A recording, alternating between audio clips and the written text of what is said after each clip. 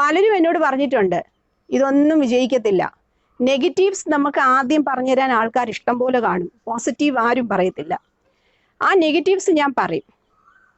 ആ നെഗറ്റീവ്സ് ഞാൻ പറയുമ്പോൾ അവർ പറയുമ്പോൾ ഞാൻ അത് ആലോചിക്കും.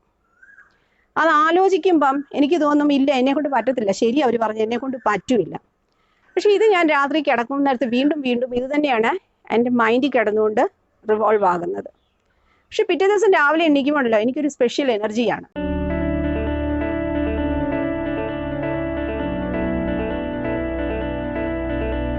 എൻ്റെ പേര് ഗീത. ഞാൻ ചെങ്ങന്നൂർ താലൂക്കിലെ വനവാതുക്കര എന്ന് പറയുന്ന ചെറിയൊരു ഗ്രാമത്തിൽ നിന്നാണ്.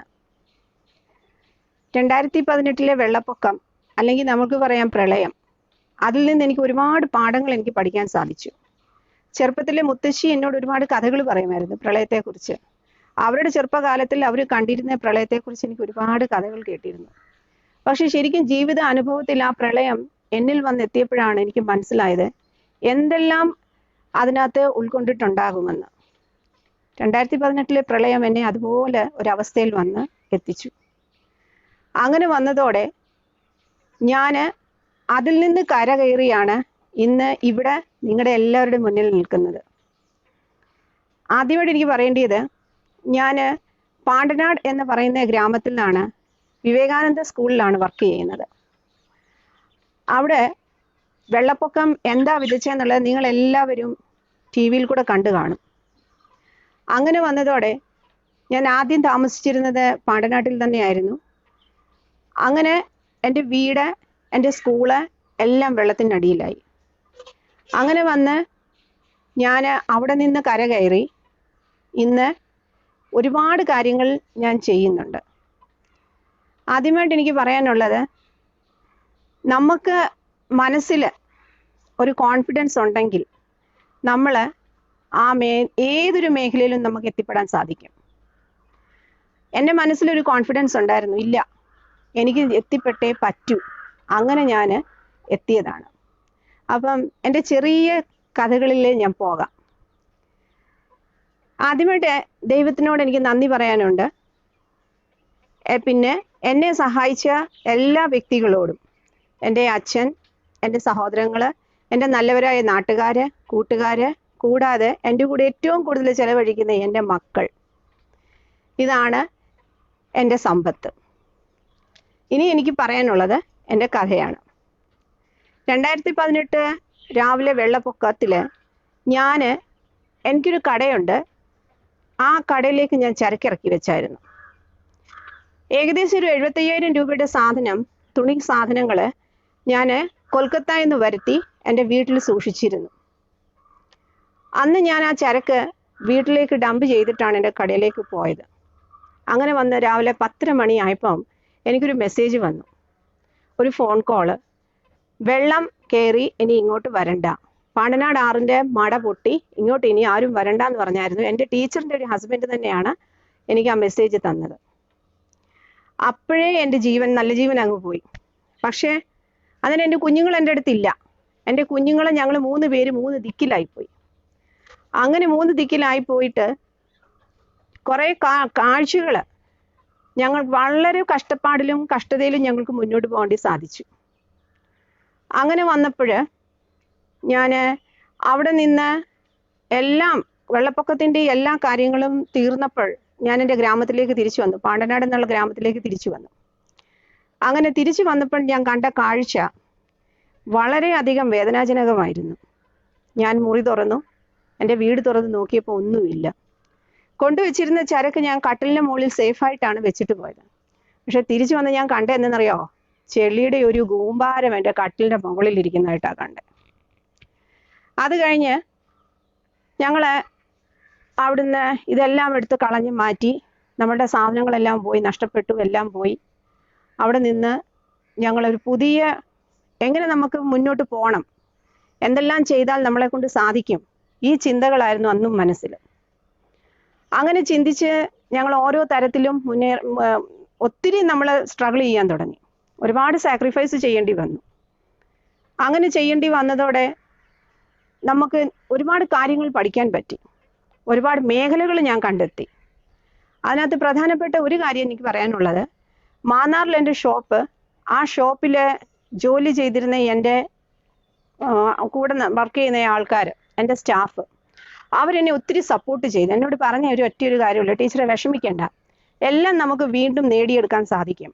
നമുക്ക് നമ്മൾ സമാധാനത്തോടെ മുന്നോട്ട് പോവുക, ദൈവത്തിൽ നമ്മൾ വിശ്വസിക്കുക, ദൈവത്തിൽ നമ്മുടെ പ്രശ്നങ്ങൾ ദൈവത്തിൽ നമ്മൾ അർപ്പിക്കുക. അങ്ങനെ നമുക്ക് മുന്നോട്ട് പോകാൻ സാധിക്കും. ഒരു നിമിഷം നമുക്കിത് ഞാൻ കേട്ടപ്പോൾ തോന്നിയോ ഇതൊക്കെ ചുമ്മാതുള്ള കാര്യമാണെന്ന്. അല്ല, ഞാൻ രാത്രി കിടന്നപ്പോൾ എൻ്റെ മനസ്സിൽ അവർ പറഞ്ഞ കാര്യം തന്നെ പിന്നെയും റോൾ ചെയ്യാൻ തുടങ്ങി. അങ്ങനെ റോൾ ചെയ്ത് വന്നപ്പോൾ പിറ്റേ ദിവസം പ്രഭാതമായപ്പോൾ എനിക്ക് തോന്നിയത്, എൻ്റെ മനസ്സിന് ആരോ പറയുന്ന പോലെ തോന്നി, ഇല്ല, എന്നെക്കൊണ്ട് സാധിക്കും, എന്നെക്കൊണ്ട് പറ്റും. ഞാൻ വിഷമിച്ചിരുന്നില്ല, ഞാൻ ആരുടെയും അടുത്ത് പോയുമില്ല. അവിടെ തന്നെ ഇരുന്ന് ഞാൻ ആലോചിക്കാൻ തുടങ്ങി എങ്ങനെ നമുക്ക് മുന്നേറാൻ പറ്റും. ഞാൻ എൻ്റെ കുട്ടികളെ വിളിച്ചു, കാര്യങ്ങളെല്ലാം സംസാരിച്ചു. അപ്പോൾ അവരുടെ ഒരു വലിയ സപ്പോർട്ട് എനിക്കുണ്ടായിരുന്നു. കാരണം എൻ്റെ ഹസ്ബൻഡ് വിദേശത്താണ് ജോലി ചെയ്യുന്നത്. അവിടെ നിന്നുള്ള സപ്പോർട്ട് നമുക്കുണ്ട്. നമ്മുടെ അടുത്ത് കൂടെ നിന്നുകൊണ്ട് കിട്ടുന്ന ഒരു സപ്പോർട്ട് എന്ന് പറഞ്ഞാൽ അതിനൊരു പ്രത്യേകതയുണ്ട്. അതെൻ്റെ കുട്ടികളിൽ കൂടെ എനിക്ക് കിട്ടി, എൻ്റെ നല്ലവരായ കൂട്ടുകാരിൽ നിന്ന് കിട്ടി, എൻ്റെ വീട്ടുകാരിൽ നിന്ന് എനിക്ക് കിട്ടി.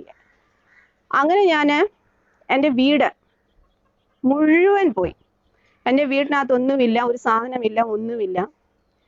ഞാൻ അന്നേരം വീട്ടിൽ കയറി വന്നപ്പോൾ ഞാൻ കണ്ട കാഴ്ച എന്ന് പറഞ്ഞാൽ മുഴുവനും ഭിത്തി മുതൽ എല്ലാ സാധനങ്ങളും പൊട്ടി കിടക്കുന്നതായിട്ടാണ് ഞാൻ കണ്ടത്. അതിന് ഞാൻ ചിന്തിച്ചു, ഇതൊക്കെ എന്നെ കൊണ്ട് ചെയ്യാൻ പറ്റുമോ? പിന്നെ മനസ്സിൽ പറഞ്ഞു പറ്റും. മനസ്സിൽ ആരോ എനിക്കൊരു ശക്തി തരുന്ന പോലെ തോന്നി, പറ്റും, നിന്നെ കൊണ്ട് പറ്റും എന്നുള്ളത്. ആ ശക്തി എന്താന്ന് ചോദിച്ചു കഴിഞ്ഞാൽ ദൈവത്തിൻ്റെ ശക്തി തന്നെയാണ്. പിന്നെ നമുക്ക് ചെയ്യണം, എന്നെ കൊണ്ട് ചെയ്യാൻ പറ്റും, എൻ്റെ മനസ്സിൽ കൂടെ പറയുന്ന ആ ഒരു ഉൾവിളിയും കൂടെ അതിനകത്തുണ്ട്. അങ്ങനെ ഞാൻ വീട് ഒരുപാട് സ്ട്രഗിൾ ചെയ്ത് എൻ്റെ മക്കളുടെ കൂടെ നിന്ന് അതെല്ലാം കെട്ടിപ്പൊക്കി പണിതെടുത്തു. അങ്ങനെ പണിതെടുത്ത സാഹചര്യത്തിൽ ഞാൻ എൻ്റെ സ്കൂളിൽ നിന്ന് ഒരു വർഷത്തേക്ക് ലീവ് എടുത്തു. ആ ലീവ് എടുക്കാനുള്ള സാഹചര്യം എൻ്റെ പെരപണിയായിരുന്നു. അങ്ങനെ ലീവ് തീരാറായപ്പോഴത്തേക്കാണ് അടുത്ത ദുരന്തം വരുന്നത്, കൊറോണ. ഈ കൊറോണ വന്നതോടെ എല്ലാം തീർന്നു. കടയൊന്ന് റിനോവേറ്റ് ചെയ്തൊന്ന് മെച്ചപ്പെട്ട് വന്നുകൊണ്ടിരുന്ന നിലയിലാണ് വീണ്ടും അത് ടപ്പായത്. അന്നേരം എൻ്റെ കൂടെ നിന്ന സ്റ്റാഫ് അന്നും അവർ നിന്നു, ഇന്നും അവരെൻ്റെ കൂടെ ഉണ്ട്. അന്നും അവർ പറഞ്ഞു, ടീച്ചറെ നമുക്ക് എന്തെങ്കിലും ചെയ്യണം. അപ്പം ഞാൻ ആലോചിച്ചു, എങ്ങനെയാണ് ഇവരുടെ കുടുംബങ്ങൾ നമുക്ക് നിലനിർത്താൻ പറ്റുന്നത്? വീട്ടിൽ ഒരുപാട് ബുദ്ധിമുട്ട്, ജോലിയില്ല, കൂലിയില്ല, പിള്ളേരുടെ സ്കൂളില്ല, പിള്ളേർക്ക് ഭക്ഷണം, പല രീതിയിലുള്ള കഷ്ടപ്പാടുകൾ, ബുദ്ധിമുട്ടുകൾ ഇത് നേരിട്ട് കണ്ടു. അങ്ങനെ ഞാൻ അവർക്ക് നിർദ്ദേശം കൊടുത്തു. നമുക്ക് തുണിസഞ്ചിയിലേക്ക് ഞങ്ങൾ വന്നു. അങ്ങനെ കുറേ തുണിസഞ്ചികൾ ഞങ്ങൾ അടിച്ച് സപ്ലൈ ചെയ്തു.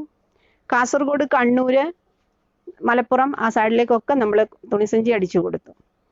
അതിൽ നിന്ന് കിട്ടുന്ന ആ ഒരു തുച്ഛമായ പൈസ അവർ വളരെ സന്തോഷത്തോടെയാണ് എൻ്റെ സ്റ്റാഫ് വാങ്ങിയത്.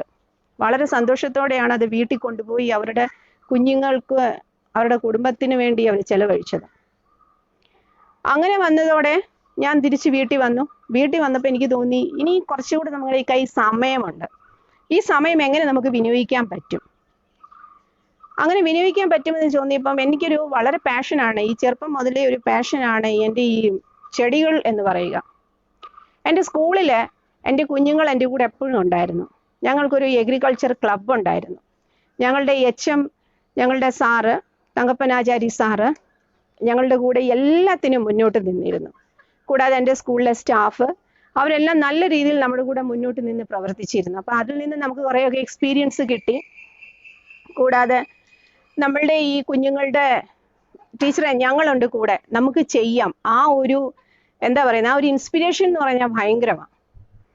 അങ്ങനെ ഞാൻ വീട്ടിൽ വന്നപ്പം എൻ്റെ മനസ്സിൽ തോന്നി, ഇവിടെ കുറച്ച് ചെടികളുണ്ടല്ലോ, അപ്പം എന്താ നമുക്ക് ഈ ഒരു ചെടിയിൽ നിന്ന് എന്തെങ്കിലും ഒരു കാര്യം ചെയ്യാൻ പറ്റുമോ? ദൈവത്തിൻ്റെ ഒരു അനുഗ്രഹം എന്ന് പറയാം. അന്ന് എൻ്റെ വീട്ടിൽ ഒരാൾ വിസിറ്റ് ചെയ്യാൻ വന്നു. ഞാൻ ഓർക്കുന്നില്ല, തിരുവല്ലയിൽ നിന്നായിരുന്നു വന്നത്. വന്നപ്പോൾ എന്നോട് ചോദിച്ചു, മോളെ നീ പിന്നെ ഇത്രയും വിഷമിക്കേണ്ട കാര്യമൊന്നുമില്ല, നിന്റെ കയ്യിൽ ഈ ഒരു ചെടിയുണ്ട്, എനിക്ക് ഈ ഒരു ചെടി വേണം, നീ എന്നാൽ എൻ്റെ ഒറ്റൊരു പീസേ ഉള്ളൂ എൻ്റെ കയ്യിൽ. അപ്പം ഞാൻ എന്നിട്ട് പറഞ്ഞു, ഇത് ഒറ്റൊരു പീസേ ഉള്ളൂ, ഇത് മൾട്ടിപ്പിൾ ചെയ്യുമ്പം നീ എനിക്ക് ഈ സംഭവം തരണമെന്ന് പറഞ്ഞു. അന്നേരമാണ് ഈ മൾട്ടിപ്പിളിനെ കുറിച്ചുള്ള ഐഡിയ എൻ്റെ തലയിൽ കയറുന്നത്. അങ്ങനെ ഞാൻ പുള്ളി പറഞ്ഞതിനെ അനുസരിച്ച് ഞാൻ എന്ത് ചെയ്തു, അത്രയും നമ്മളോട് പറഞ്ഞതല്ലേ, അന്നേരം ഞാൻ പുള്ളിക്ക് ഒരു ചെടി പിന്നെ സമ്മാനമായി കൊടുത്തു. വളരെ സന്തോഷത്തോടെ പുള്ളി വാങ്ങിക്കൊണ്ട് പോയിട്ട് എന്നോട് പറഞ്ഞു, കുഞ്ഞെ നീ ഇതിൽ നിന്ന് നല്ല മെച്ചപ്പെട്ട് വരുമെന്ന് പറഞ്ഞു. അവിടെയാണ് കഥ മാറുന്നത്. അന്ന് രാത്രി ഞാൻ കിടന്നുകൊണ്ട് ഓർത്തു, ഇതെങ്ങനെയാണ് എനിക്ക് മുന്നോട്ട് കൊണ്ടുപോകാൻ സാധിക്കുന്നത് ഈ ചെടികളിൽ നിന്ന്. ഞാൻ മോനെയും കൂട്ടിക്കൊണ്ട് ഒരു കടയിൽ ചെന്ന്, കരുനാപ്പള്ളിയിൽ കടയിൽ ചെന്ന് കുറേ ചട്ടികൾ വാങ്ങിക്കൊണ്ട് വന്നു. എൻ്റെ കുട്ടികൾ എനിക്ക് എപ്പോഴും സപ്പോർട്ടായിട്ടുണ്ട്. അവരോട് ഞാൻ പറഞ്ഞു, ഞങ്ങൾ 3 പേരും കൂടി ഇരുന്ന് ആ ചെടികളെല്ലാം ഞങ്ങൾ മൾട്ടിപ്പിൾ ചെയ്യാൻ പറ്റുന്ന ചെടികളെല്ലാം ഞങ്ങൾ മൾട്ടിപ്പിൾ ചെയ്തു. അങ്ങനെ മൾട്ടിപ്പിൾ ചെയ്ത് വന്നപ്പം പലരും അറിഞ്ഞു. തിരുവനന്തപുരം കൃഷിഭവനിൽ നിന്നും അവരും അറിഞ്ഞു ഞാനിങ്ങനെ ചെയ്യുന്നുണ്ടെന്നുള്ളത്. അങ്ങനെ വന്നതോടെ അവിടുന്ന് കൃഷി ഓഫീസറും എല്ലാവരും കൂടെ വന്നു. എനിക്ക് അവരുടെ ഒരു നല്ല സപ്പോർട്ട് ഉണ്ടായിരുന്നു. അതിനുപരി നിങ്ങളോടൊരു കാര്യം ഞാൻ പറയാം, എനിക്ക് ഏറ്റവും കൂടുതൽ സഹായം അല്ലെങ്കിൽ ഏറ്റവും കൂടുതൽ സപ്പോർട്ട് കിട്ടിയെന്ന് പറഞ്ഞാൽ പന്തളം FTC എന്നാണ് ഏറ്റവും കൂടുതൽ സപ്പോർട്ടും സഹായവും കിട്ടിയത്. കാരണം എനിക്ക് അവർ പലതരത്തിലുള്ള ട്രെയിനിങ് നമുക്ക് തന്നിരുന്നു. ആ ട്രെയിനിങ് എനിക്ക് ഒത്തിരി കാര്യങ്ങൾ ചെയ്യാൻ എന്നെ സഹായിച്ചു. അങ്ങനെ തിരിച്ച് ഞാൻ വരാം. ചെടികൾ ഞാൻ ചെയ്തതോടെ ഞാൻ അന്നേരം വീട്ടിലെ സുഹൃത്തുക്കൾ വരുമായിരുന്നു, ബന്ധുക്കൾ വരുമായിരുന്നു. അവരിത് കാണുമ്പോൾ ചോദിക്കും, എനിക്കൊരെണ്ണം വേണം. ഞാൻ ചുമ്മാ അത് കളിയാക്കി പറയുമായിരുന്നു, കാശ് തരാമെങ്കിൽ ഞാൻ തരാമെന്ന് പറഞ്ഞു. കാരണം ഇതിനെ വളർത്തിയെടുക്കാൻ ഇച്ചിരി പ്രയാസമുള്ള കാര്യമാണ്. അങ്ങനെ പലരും വന്നു, അതറിഞ്ഞു, അവർ വാങ്ങിക്കൊണ്ട് പോയി. അപ്പോൾ എനിക്ക് ആദ്യത്തെ ട്രിപ്പ് കിട്ടിയെന്ന് പറഞ്ഞാൽ ഒരു 1200 രൂപയാണ് ചെടി വിറ്റ് കിട്ടിയത്. ആ 1200 രൂപ ഞാൻ വീണ്ടും അതിലേക്കിട്ട് വീണ്ടും അതിനെ മൾട്ടിപ്പിൾ ചെയ്യാൻ തുടങ്ങി. അങ്ങനെ വന്നതോടെ ഞാൻ എൻ്റെ വീട്ടിൽ തന്നെ ഞാൻ ചെടികൾ കൊടുക്കുന്നുണ്ട്. കൂടാതെ ലാൻഡ്സ്കേപ്പിംഗ് ചെയ്ത് കൊടുക്കുന്നുണ്ട്, വെർട്ടിക്കൽ ഗാർഡൻ നമ്മൾ ചെയ്ത് കൊടുക്കുന്നുണ്ട്. അങ്ങനെ ഒരുപാട് കാര്യങ്ങൾ ഞാൻ ചെയ്തു കൊടുക്കാൻ തുടങ്ങി. പക്ഷെ എൻ്റെ കുട്ടികൾ എപ്പോഴും എൻ്റെ കൂടെ ഇടവും വലവും അവരാണ് എൻ്റെ സപ്പോർട്ടായിട്ട് നിൽക്കുന്നത്. ഇത് കൂടാതെ എൻ്റെ വീട്ടിൽ കോഴി കൃഷിയുണ്ട്, ആട് കൃഷിയുണ്ട്, മീൻ കൃഷിയുണ്ട്, പച്ചക്കറി, വാഴ, ഇതെല്ലാം ഞാൻ ചെയ്യുന്നുണ്ട്. ഇവൻ നിങ്ങൾക്കൊരു തോന്നൽ കാണും, ഇത് ഞാൻ ചുമ്മാതെ പറയുക, എങ്ങനെ ഈ സമയം കണ്ടെത്തുന്നത്? നമ്മുടെ ജീവിതത്തിലേക്ക് നമുക്ക് ഒരുപാട് കാര്യങ്ങൾ ചെയ്യാൻ പറ്റും. നമുക്ക് അതിനൊക്കെ ചെയ്യാനുള്ള ഒരു മനസ്സുണ്ടാകണം. എങ്ങനെ നമ്മൾ ചെയ്യും? പലർക്കും ഒരു അവിശ്വാസമായിട്ട് തോന്നാം, പക്ഷെ അതല്ല കേട്ടോ. എൻ്റെ ജീവിതത്തിൽ എൻ്റെ ലൈഫ് ഞാൻ പ്ലാൻ ചെയ്തിരിക്കുകയാണ്. പ്ലാൻ ചെയ്തതിൻ്റെ അർത്ഥം, ഞാൻ ഈ ഒരു വർഷം എനിക്കൊരു ടാർഗറ്റ് ഉണ്ട്. ഈ ഒരു വർഷം ഞാൻ എവിടെ എത്തണം, അല്ലെങ്കിൽ എങ്ങനെ എനിക്ക് പോയാൽ കാര്യം സാധിക്കും. അങ്ങനെ ഞാൻ ഒരു ടൈം ടേബിൾ സ്വന്തമായിട്ടുണ്ടാക്കി. ഞാൻ എണീക്കുന്നത് രാവിലെ ഒരു 4 മണിക്ക് എണീക്കും. രാവിലെ 4 മണിക്ക് എഴുന്നേറ്റിട്ട് എൻ്റെ വീട്ടിലെ ആക്ടിവിറ്റീസ്, വീട്ടിലെന്ന് പറഞ്ഞാൽ നമ്മുടെ ഭക്ഷണം, ലഞ്ച്, ബ്രേക്ക്ഫാസ്റ്റ്, അങ്ങനെയുള്ള കാര്യങ്ങളെല്ലാം ഞാൻ രാവിലെ തന്നെ ഒതുക്കിയിട്ട് ഞാനൊരു 7:30 കൂടി പുറത്തിറങ്ങും. എന്തിനാണെന്നറിയാമോ? എൻ്റെ മിണ്ടാപ്രാണികളുടെ കൂടെ എൻ്റെ സമയം ചെലവഴിക്കാൻ എനിക്ക് ഏറ്റവും കൂടുതൽ സന്തോഷം തരുന്നത് അവരുടെ കൂടെ അടുത്ത് ചെല്ലുമ്പോഴാണ്. അങ്ങനെ ഞാൻ ഇവരുടെ അടുത്തെല്ലാം ചെന്ന് കഴിഞ്ഞ് ഞാനൊരു 9:30-10 മണിയാകുമ്പോഴത്തേക്ക് ഞാൻ തിരിച്ച് വീട്ടിൽ കയറും. തിരിച്ച് വീട്ടിൽ കയറിയിട്ട് ഞാൻ രാവിലത്തെ ബ്രേക്ക്ഫാസ്റ്റും ഒക്കെ കഴിച്ച് അവിടുത്തെ കുറച്ച് കാര്യങ്ങൾ വീണ്ടും ഒന്ന് ഒതുക്കി എല്ലാം കൂട്ടിയിട്ട് ഒരു 10:45-11 മണിയോടെ എനിക്ക് സ്വന്തമായി ഒരു ഷോപ്പുണ്ട് മാന്നാറ്, അവിടത്തേക്ക് പോകും. അവിടെ ഞാൻ പ്ലാന്റ്സിൻ്റെ ഒരു ഷോപ്പാണ്. നമ്മൾ ഈ വീട്ടിൽ ചെയ്യുന്ന പ്ലാന്റ്സ് ഒക്കെ നമ്മൾ കൊണ്ടുപോകും. കൂടാതെ നമുക്ക് വേറെ പുതിയ പ്ലാന്റ്സ് കിട്ടുവാണെങ്കിൽ അവിടെ നിന്ന് നമ്മൾ കൊണ്ടുവന്നതിനെ മൾട്ടിപ്പിൾ ചെയ്യും. അങ്ങനെയൊക്കെയാണ് ചെയ്യുന്നത്. അപ്പോൾ ഇതിനകത്ത് എനിക്ക് 2 ബെനിഫിറ്റ് ഉണ്ട്. എന്താണെന്നറിയാമോ? എനിക്ക് ഈ ചെടികളെ കുറിച്ച് ഒരുപാട് കാര്യങ്ങൾ പഠിക്കാൻ സാധിക്കുന്നുണ്ട്. കൂടാതെ എനിക്ക് ആ ബഡ്ജറ്റ് മെയിൻറ്റെയിൻ ചെയ്ത് പോകാൻ സാധിക്കുന്നുണ്ട്. എൻ്റെ വീട്ടിൽ തന്നെ ആ ചെടികൾ കൊണ്ട് മൾട്ടിപ്പിൾ ചെയ്യുമ്പം എൻ്റെ വീട്ടിൽ തന്നെ കൊണ്ടുവന്ന് എനിക്ക് കടയിൽ കൊണ്ട് കൊടുത്താൽ മതി. അപ്പോൾ ശരിക്കും എനിക്ക് ആ ബഡ്ജറ്റ് മെയിൻറ്റെയിനിങ് പറ്റുന്നുണ്ട്. അങ്ങനെ വന്നതോടെ ഞാൻ ഈ ഒരു ചെടി ഫീൽഡിലേക്ക് വളരെ സജീവമായിട്ട് തന്നെ ഇന്ന് പ്രവർത്തിക്കുന്നുണ്ട്. ഇനിയും അടുത്തത് പറയാനുള്ള എൻ്റെ മക്കളുടെ കാര്യം. ഈ കൊറോണ കാലഘട്ടത്തിൽ ഒരുപാട് നമ്മൾ TV ചാനലിൽ കൂടി ഒരുപാട് ന്യൂസും കാര്യങ്ങളും റേഡിയോ ന്യൂസും ഒക്കെ കേട്ടു. കുട്ടികൾ പലതരത്തിൽ ഡെസ്പായി പോകുന്നത്. പക്ഷെ ഞാൻ എൻ്റെ മോനെയും ടോട്ടൽ ഇതിനകത്ത് അങ്ങ് എൻഗേജ് ആക്കി. ഈ എൻഗേജ് ആയതോടെ അവർക്ക് വേറൊരു ചിന്തിക്കാനുള്ള കാര്യങ്ങളോ, വേറൊന്ന് ആലോചിക്കാനുള്ള ഇതോ, അല്ലെങ്കിൽ മറ്റൊന്ന് പറയിപ്പിക്കാനുള്ള കാര്യമോ പറയാനുള്ള ഇതോ ഒന്നും തന്നെ അവിടെ ഉണ്ടായില്ല. അവൻ ഫുൾ ടൈം നമ്മളുടെ മനസ്സിൽ ഇത് കയറി ഇറങ്ങുന്നത് കൊണ്ട് അവരും എന്ത് ചെയ്തു, ഇതിനെക്കുറിച്ച് പുതിയ പുതിയ കണ്ടുപിടുത്തങ്ങൾ കണ്ടുപിടിക്കാൻ തുടങ്ങി. അങ്ങനെ അവരുടെ ലൈഫ് ഞാൻ എന്ത് ചെയ്തു, സെക്യൂർ ചെയ്തു. ഇന്ന് എനിക്ക് ഇതിൽ നിന്ന് നല്ലൊരു വരുമാനം കിട്ടുന്നുണ്ട്. ഇത് ഞാൻ പല രീതിയിൽ നമ്മൾ പല സ്ഥലത്ത് നമ്മൾ എത്തിക്കുന്നുണ്ട്. കൂടാതെ വീടുകളുടെ ആവശ്യം അനുസരിച്ച് നമ്മുടെ ഡെലിവറി ചെയ്യുന്നുണ്ട്. അതുപോലെ കൂടാതെ നമ്മൾ ലാൻഡ്സ്കേപ്പിങ്ങും കാര്യങ്ങളും ഒക്കെ നമ്മൾ ചെയ്യുന്നുണ്ട്. കോഴി എനിക്ക് സജീവമായിട്ട് എനിക്ക് പറയാനുള്ള ഒരു കാര്യം എന്ന് പറഞ്ഞാൽ, ഈ കൊറോണ സമയത്ത് ഞാൻ ഒരുപാട് കഷ്ടപ്പെട്ടു. ഒരുപാട് കഷ്ടപ്പെട്ടു. അങ്ങനെ എനിക്ക് കോഴി എടുക്കുന്ന ഒരു ഫാർമർ ഉണ്ടായിരുന്നു. ആ ഫാർമർ എനിക്ക് കുറേ കോഴികളെ കടമായിട്ട് തന്നു. അതിനെ ഞാൻ വിറ്റിട്ട് അതിൽ നിന്ന് കിട്ടുന്ന പ്രോഫിറ്റ് കൊണ്ടാണ് വീണ്ടും ഞാൻ ആ കോഴി ബിസിനസ്സിലേക്ക് സജീവമായത്. ഇന്ന് ഞാൻ നല്ല രീതിയിൽ കോഴിയും സപ്ലൈ ചെയ്യുന്നുണ്ട്. അപ്പം ഇതെല്ലാം ഞാൻ ചെയ്യുന്നതെന്ന് പറഞ്ഞാൽ, നമുക്കിതൊരു വലിയ കാര്യമാണോ എന്ന് ചോദിച്ചു കഴിഞ്ഞാൽ ചിലർക്കൊക്കെ തോന്നാം ഇതൊരു വലിയ കാര്യമാണെന്ന്. പക്ഷെ ചിലർക്ക് തോന്നാം നിങ്ങൾക്ക് വേറെ ഒരു പണിയും ഇല്ലയോ എന്ന്. കാരണം എന്താണെന്നറിയാമോ, പലരും എന്നോട് പറഞ്ഞിട്ടുണ്ട് ഇതൊന്നും വിജയിക്കത്തില്ല. നെഗറ്റീവ്സ് നമുക്ക് ആദ്യം പറഞ്ഞു തരാൻ ആൾക്കാർ ഇഷ്ടം പോലെ കാണും, പോസിറ്റീവ് ആരും പറയത്തില്ല. ആ നെഗറ്റീവ്സ് ഞാൻ പറയും. ആ നെഗറ്റീവ്സ് ഞാൻ പറയുമ്പോൾ അവർ പറയുമ്പോൾ ഞാൻ അത് ആലോചിക്കും. അത് ആലോചിക്കുമ്പം എനിക്ക് തോന്നും ഇല്ല, എന്നെക്കൊണ്ട് പറ്റത്തില്ല, ശരി അവർ പറഞ്ഞു, എന്നെക്കൊണ്ട് പറ്റുമില്ല. പക്ഷെ ഇത് ഞാൻ രാത്രി കിടക്കുന്ന നേരത്ത് വീണ്ടും വീണ്ടും ഇത് തന്നെയാണ് എൻ്റെ മൈൻഡിൽ കിടന്നുകൊണ്ട് റിവോൾവ് ആകുന്നത്. പക്ഷെ പിറ്റേ ദിവസം രാവിലെ എണീക്കുമ്പോഴല്ലോ എനിക്കൊരു സ്പെഷ്യൽ എനർജിയാണ്. എന്താണെന്നറിയില്ല, ദൈവത്തിൻ്റെ അനുഗ്രഹം എന്ന് പറയാം. എന്നോട് ആരോ വന്ന് പറയുന്നത് പോലെ, പുഷ് ചെയ്യുന്നത് പോലെ തോന്നും, ഇല്ല നിന്നെക്കൊണ്ട് പറ്റും, നീ മുന്നോട്ട് പോകും, നിന്നെക്കൊണ്ട് പറ്റും. ശരിയാണ്, എന്നെക്കൊണ്ട് പറ്റും. അന്നേരം എനിക്കൊരു കോൺഫിഡൻസ് തോന്നും, ഞാൻ എന്നെക്കൊണ്ട് പറ്റും എന്നുള്ള രീതിയിൽ തന്നെ മുന്നോട്ട് പോകും. ഇന്ന് ഞാൻ പറയാം, ശരിയാണ്, പറ്റുന്ന കാര്യം എന്ന് പറഞ്ഞു കഴിഞ്ഞാൽ നമ്മളെ കൊണ്ട് എല്ലാവരെ കൊണ്ടെല്ലാം പറ്റും. പക്ഷേ നമുക്ക് അതിലൊരു മനസ്സുണ്ടാക്കണമെന്നേ ഉള്ളൂ. പിന്നെ ഒരു വിശ്വാസം. അല്ലെങ്കിൽ ഇന്ന് നമ്മളൊരു കാര്യം ചെയ്തിട്ട് നാളെ ഇത് ഫ്ലോപ്പ് ആയപ്പോഴത്തേക്ക് ചിലരുണ്ട്, നമ്മൾ ഈ ഒരു ഇന്ന് കാര്യം ചെയ്തു നാളെ അത് ഫ്ലോപ്പായി പോയി. അതല്ല, ആ ഒരു വിശ്വാസമാണ് നമുക്ക് എല്ലാം. പറയത്തില്ലേ കോൺഫിഡൻസ്. ആ ഒരു confidence makes a man success. അതാണ് എൻ്റെ ഒരു മെസ്സേജ്. അപ്പം എല്ലാ സുഹൃത്തുക്കളോടും എനിക്ക് പറയാനുള്ളത്, നമ്മൾ കുറേ ഹാർഡ് വർക്ക് ചെയ്യുക. ജീവിതം എന്ന് പറഞ്ഞാൽ ഇത്രയേ ഉള്ളൂ ജീവിതം എന്ന് പറഞ്ഞാൽ. പക്ഷെ അതിൽ ചെയ്തു തീർക്കാൻ പറ്റുന്ന ഒരുപാട് കാര്യങ്ങളുണ്ട്. ഒത്തിരിയും കാര്യങ്ങൾ നമ്മളെ കൊണ്ട് ചെയ്തു തീർക്കാൻ പറ്റും. നമ്മൾ ചെയ്യണം എന്നുള്ളൊരു മനസ്സും കാണിച്ചു കൊടുക്കും എന്നുള്ളൊരു വാശിയും ഉണ്ടെങ്കിൽ തീർച്ചയായിട്ടും അവിടെ നമുക്ക് സക്സസ് ഉണ്ടാകും. Once upon a time there was a light. This time around I know I'll make it right.